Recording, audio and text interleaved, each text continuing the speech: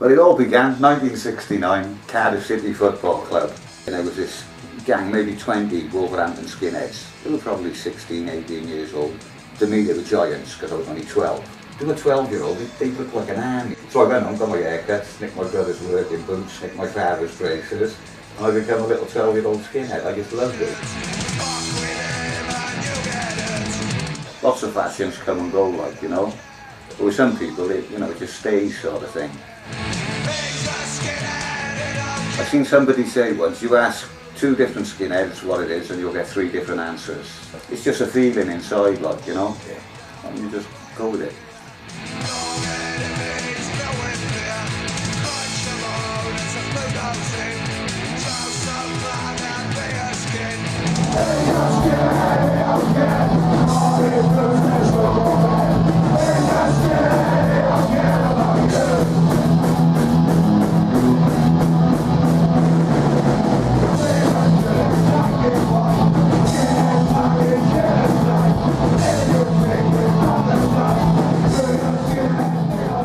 Not long after I come out of jail in 1981, I got a black mate Wilson, who's invited to a party around his house. And me and my ex-missus at the time knocks on the door, and one of the kids opens the door. He sort of stared at me, and he had this terrible look in his face.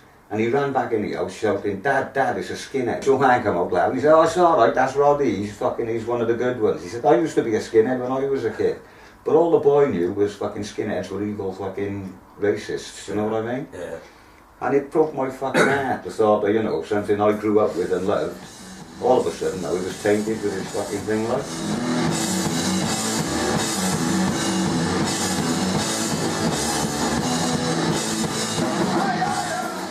Like I said, I come out of prison in 81, and Ducky, who formed The Oppressed, he came up with Borstal round about the same time. I went to see The Oppressed, their first gig in town. And I'm watching them play, and I turned to my mate and I said to him, I ought to be in this fucking band. And I knew it was exactly what I should do, do you know what I mean? A couple of months later, the singer and the drummer left. I took over singing, wrote a complete new set, got a new drummer in, and the rest is history.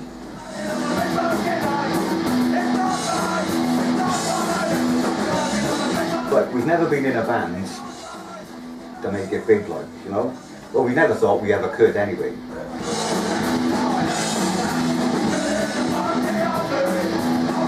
You know, being in a noisy punk band, you know, it just don't happen for bands like that, you know?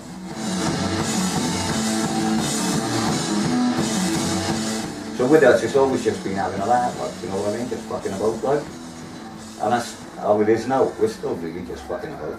Only know people give us a few bob every now and then. Yeah. Which is nice. It is nice.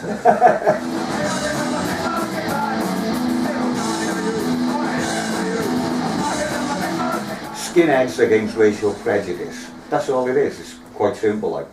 It started in New York in about, I think about 1986 they began it.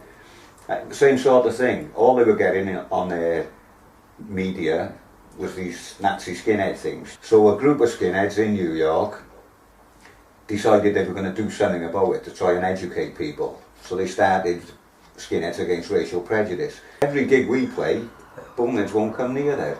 Because they knows we hate them and they knows our fans hate them.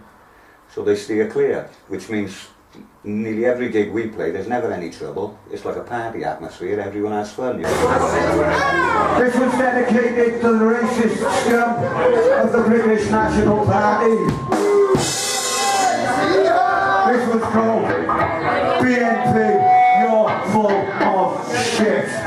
If you ain't got the bottle to stand by your roots, maybe it's time to give up the boots. Don't fucking call yourself a skinhead if you're fucking afraid to confront these bastards, like, you know what I mean?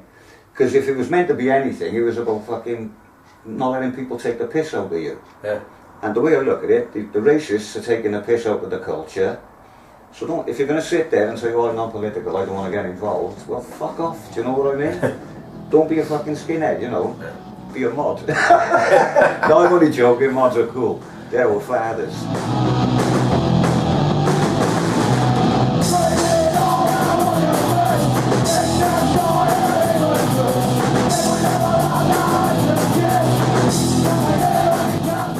just a simple statement. I'm an anti-racist skinhead. Just letting people know, you know what I mean? It's the only way you can, like, you know, obviously you can go out and slap the boneheads and fucking wreck their shows and stuff like that if you can. Yeah. I'm 59 now, so that's all a bit behind me, you know?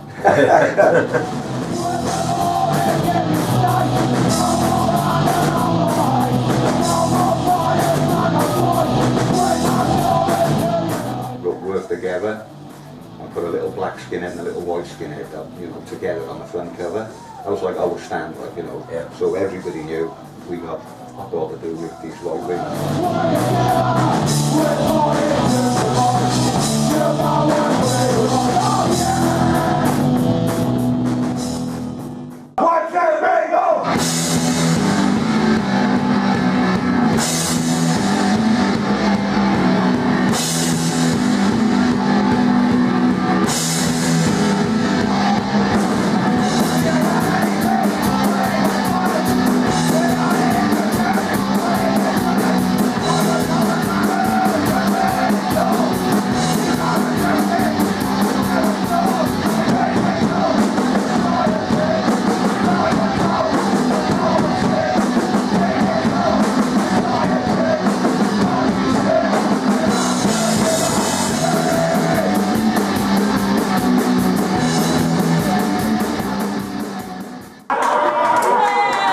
And yourselves for bringing all what you brought and helping the homeless. Yes!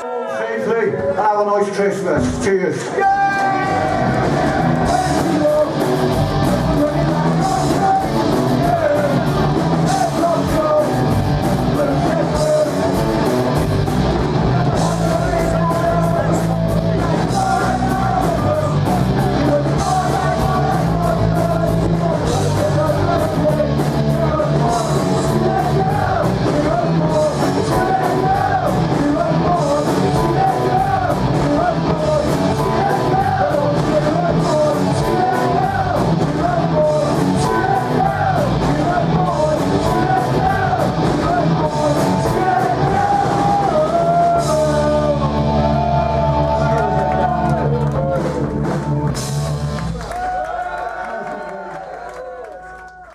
Fuck fascism before it fucks you.